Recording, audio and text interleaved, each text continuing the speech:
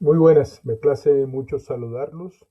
Aquí estoy para hacer un pequeño video y aportar algunos elementos de juicio sobre lo que sucedió en Montería, que todavía no ha terminado, pero que es supremamente lamentable porque son cientos de familias que se han visto afectadas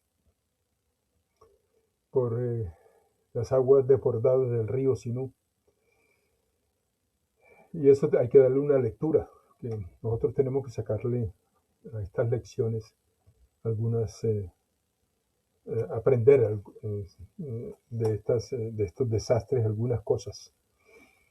Quería comenzar diciéndoles que en el año pasado, en septiembre, se declaró un fenómeno del niño eh, que iba a ser débil y corto, de corta duración, de unos 5 o 6 meses. Septiembre a enero, febrero, en enero, febrero está terminando el fenómeno de la niña, un fenómeno débil realmente, pero que impactó de alguna manera al país. Por ejemplo, en el mes de enero llovió en todo el territorio colombiano, más de lo normal, salvo Cúcuta. En Cúcuta no ha caído ni una gota, pero en las demás estaciones que tengo aquí del IDEAM, por ejemplo, en Bogotá cayó 4 veces la lluvia de enero, en Cali 2 veces, en Medellín el triple, en Barranquilla llovió un solo día, pero cayó un tremendo palo de agua. Valledupar también llovió 4 veces, 5 veces en Apartadó, uno de los sitios más lluviosos que ha habido en esta temporada, fue la zona del Golfo de Urabá. Por eso también allí tienen unas inundaciones serias, muy graves. En Montería las lluvias estuvieron por encima de lo normal, el promedio es de 3 milímetros en enero, cayeron 44.6, no es mucho, en realidad es poco. Estas lluvias son, fueron por causa del fenómeno de la niña que estaba terminando ahora en enero y en febrero. Ahora en febrero ya se acaba, seguimos con un periodo de neutralidad en el Pacífico y en el segundo semestre es posible que comience a formarse un fenómeno del niño, que es lo contrario a la niña, que vendrá con sequías y demás. Pero es una noticia en desarrollo, todavía no se puede asegurar absolutamente nada, es solamente una proyección que han hecho los centros, como el Centro de Predicción Climática de los Estados Unidos o el Buró de Meteorología de Australia. Son dos sitios serios que yo consulto con relativa frecuencia.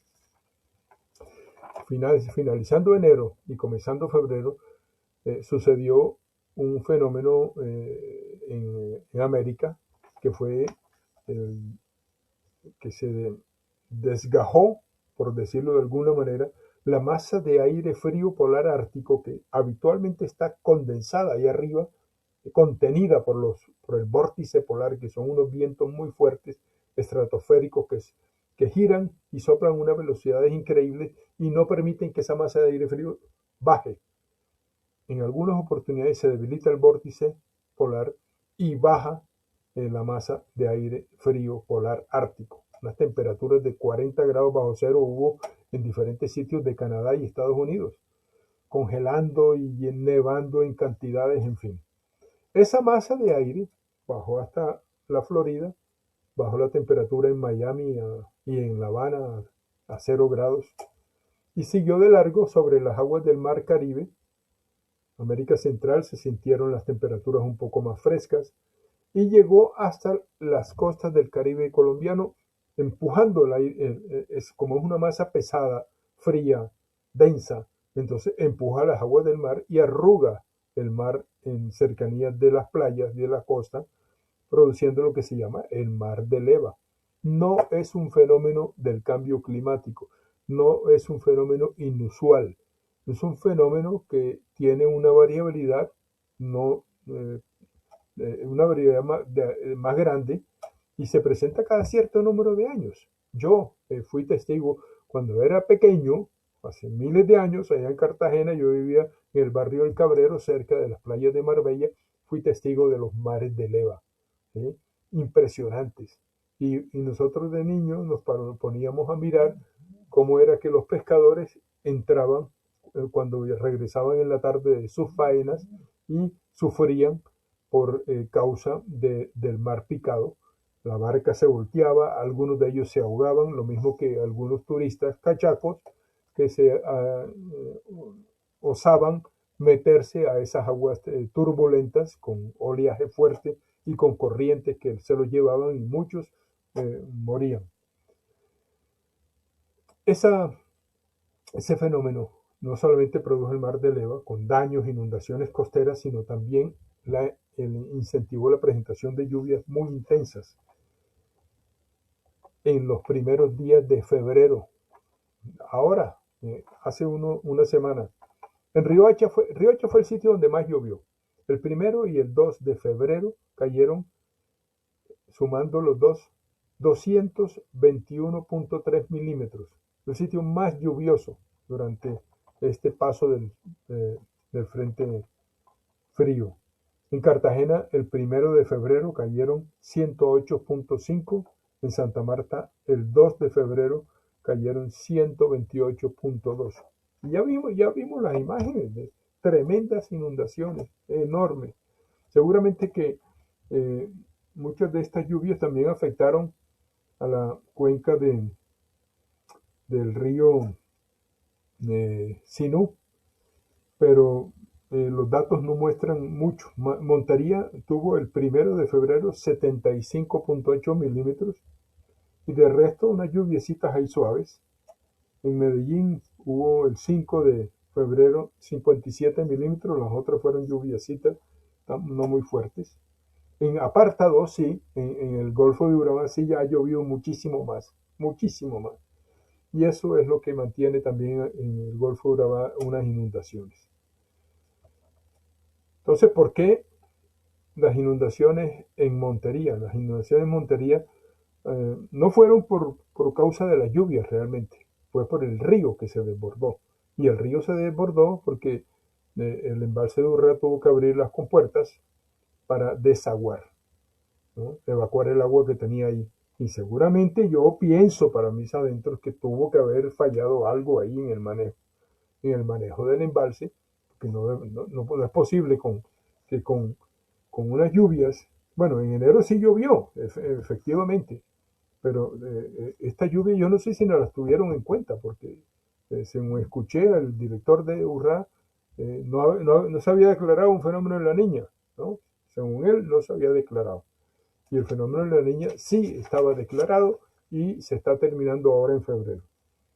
Y las lluvias que cayeron no fueron, digamos, trascendentales en términos del río Sinú y del embalse de Urrá.